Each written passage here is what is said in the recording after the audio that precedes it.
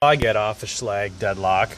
I had a latch thing that stopped working, and it's got this little tiny hole right there that you're supposed to do something with, and I don't have the patience for it. So instead of trying to figure out what voodoo science needs to be taken to get it off, I have decided to do it my way with that. So this is how I'm going to do it.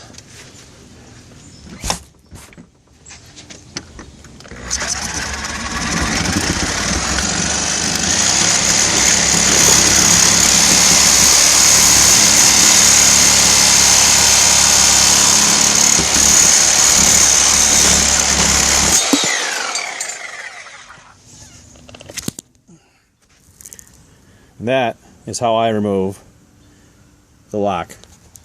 Thanks. Whoa.